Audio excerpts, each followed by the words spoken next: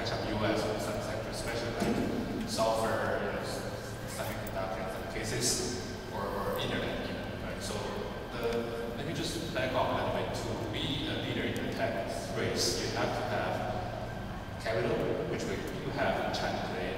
You also need to have smart people. In China, education is one of the most important things. We do have that things.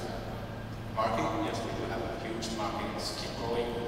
But also there are issues today that facing China. Right?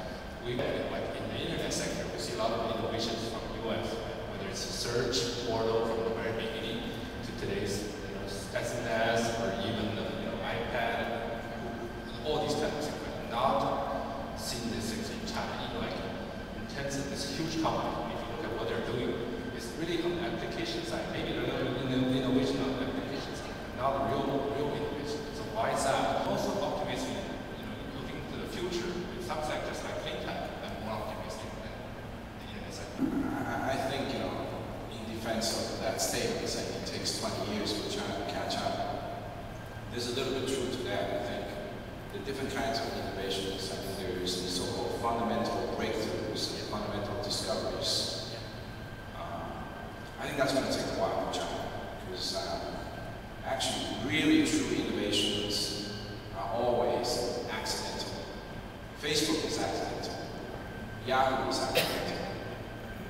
And I think for true innovation to happen in China, I think it runs against the current cultural norm in China. The current cultural norm in China is everybody wants to get rich quick. Like, I want to make my 100 millions today. And that drives every college student, especially at Tsinghua University, I'm sure. People just want to make money really fast. And if they want to make money really fast, and I see that every day, I see a lot of entrepreneurs every day, they walk into my room and they say, I want to make $100 million. I want to be the next Baidu, I want to be. And maybe that's inherent with a lot of the Chinese cultures over many hundreds of years. You can always see Chinese in America, which I'm a member of. We also talk about money all the time. Chinese would get down, the first thing they talk about is food, the second thing they talk about is money, third thing they talk about is real estate. So there's three common things we always talk about.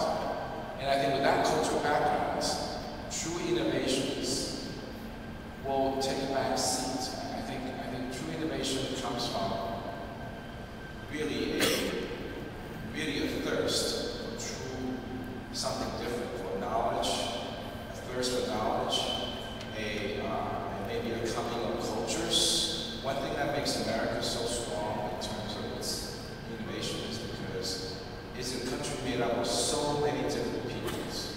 There are Chinese there, there are Europeans there, there are Japanese there, there are black people there, there are all kinds of people there. When they come together, something smart will happen.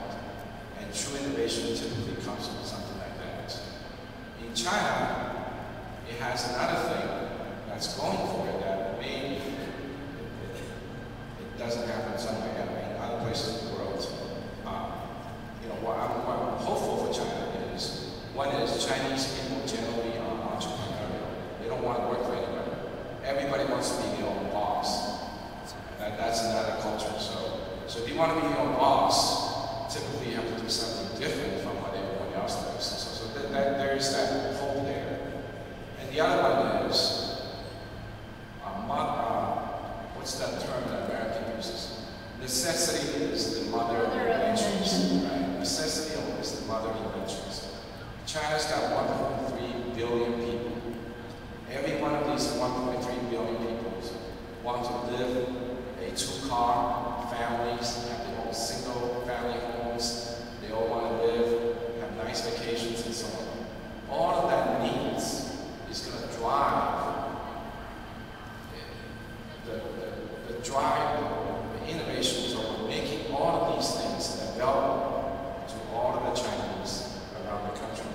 And that necessity, that drive, is going to foster a wave of innovations, not necessarily fundamental discoveries, but really it's just like what Dunham was referring to. It's a wave of scales. China is going to learn to do things at the scale that no other countries in history will ever know how to do. And I think that's where the innovation is going to come China's going to learn how to do things cheaper, faster than any other societies in history. Because there's a need. That necessity is going to drive innovation in the scaling side, on the cost side. But in terms of fundamental discovery, I would stand by that statement. It will probably take 20 years for China to catch up. Well, I don't think there's a tech race. Who's measuring, right? In terms of, if you want to measure out who makes the most money, I think the Chinese companies will do very well because they have they're very good at optimizing business model. They have a relatively captive market. A lot of the foreign companies are going to have harder time getting in.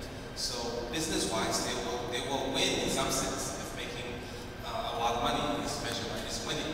Right? In terms of will they be ahead in some technologies, in my area, internet and software, there are certain areas Chinese companies are ahead. For example, gaming monetization, I think the Chinese companies know more than American ones. If you want to talk pure technology, I think P2P is an area they're stronger because of the stronger customer base. And the larger market will create strong technology leadership companies. But in terms of more fundamental breakthroughs, will there be out-of-the-box thinking like a Google or Facebook? I'm a little more pessimistic. I think the numbers, 10 years, might be about right for the next Google or Facebook to come from China. But if you ask, when will China have its fair share of Nobel Prize recipients?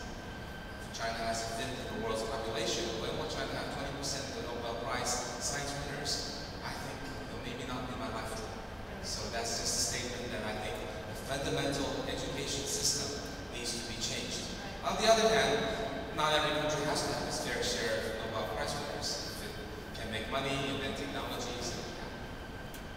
So from your perspective there, you're coaching a number of entrepreneurs. I believe you've got 8 new businesses started now since Innovation Works began in the fall. Are any of those going to be breakthrough companies? I don't think any of them. We have started 8 companies, and we have almost 100 people now. We're extremely happy with the type of people, type of companies we've started. But to be really frank, we've been writing code for 5 or 6 months. We're not making a Google or a Facebook. We're hopefully going to make some products that when you look at, you say, wow, that's cool, or that's useful, or I want that, or I'll pay for that. And hopefully we'll generate some interest in the VC friends here who will take the next round. But we think the work we're doing, we think the people we have are innovative. We think the work we're doing will raise eyebrows, but I don't think the likelihood that we in Innovation Works will create Facebook or Google is very high. It's probably very, very low actually.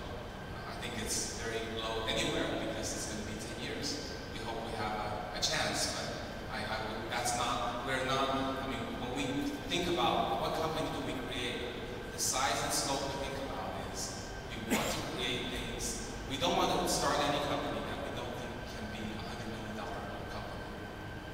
On the other hand, we're not so crazy to think we don't start companies unless we think it can be a Google or Facebook. So that's kind of the range.